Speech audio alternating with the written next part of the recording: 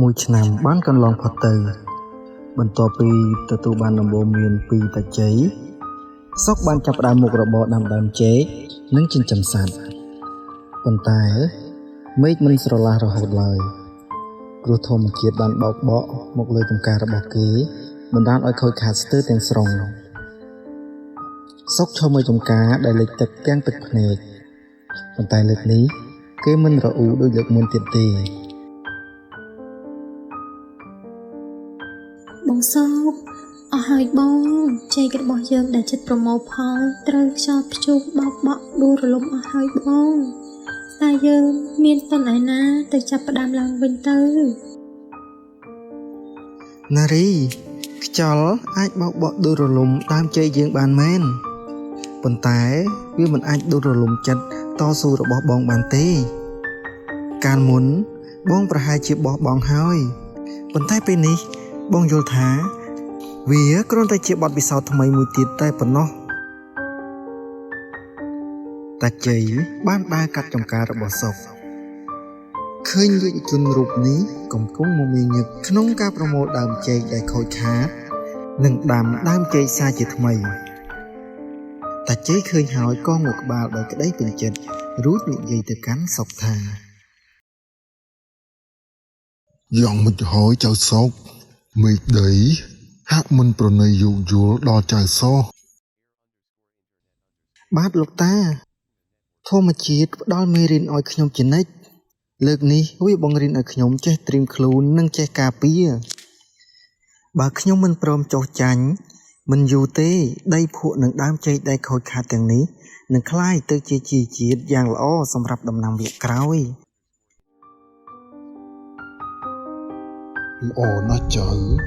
មាសទាល់តែរូភ្លើងទើបដឹងថាទឹកដប់ឯមនុស្សទាល់តែជប់ទុកទើបដឹងថា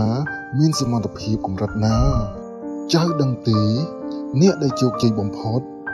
មិនមែនជាអ្នកដែលមិនធ្លាប់ធ្លាក់ក្នុងរណ្ដៅទេតែជាអ្នកចេះរកវិធីឡើងពីក្នុងរណ្ដៅមកវិញ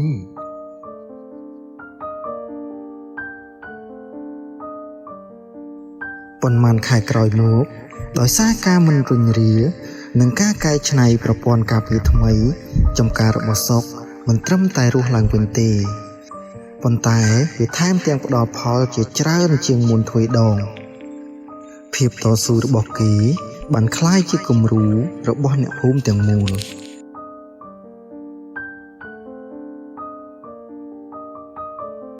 បងសុកថ្ងៃនេះម៉ួយកំងច្រើនណាស់ហើយគេសរសើរថាចេករបស់យើងផ្លែធំទៀតផង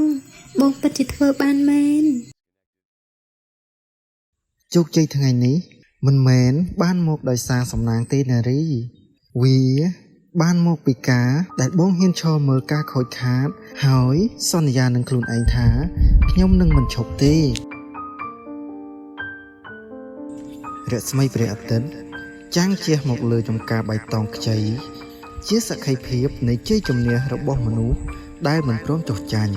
សុកបានពោលពាក្យមួយឃ្លាថាឧបសគ្គមិនមែនជាជញ្ជាំងដែលបិទផ្លូវឡើយតែវាគឺជាកម្មចិន្តាដែលនាំយើងឲ្យឈានទៅរកកម្រិតខ្ពស់ជាងមុននៃជីវិតសារអប់រំបរាជ័យគឺជាគ្រឿងផ្សំដ៏ចាំបាច់បំផុតនៃរូបមន្តជោគជ័យកុំខ្លាចនឹងការចាប់ផ្ដើមឡើងវិញព្រោះលើកនេះអ្នកមិនមែនចាប់ផ្ដើមពីសូន្យទេប៉ុន្តែអ្នកចាប់ផ្ដើមពីបទពិសោធន៍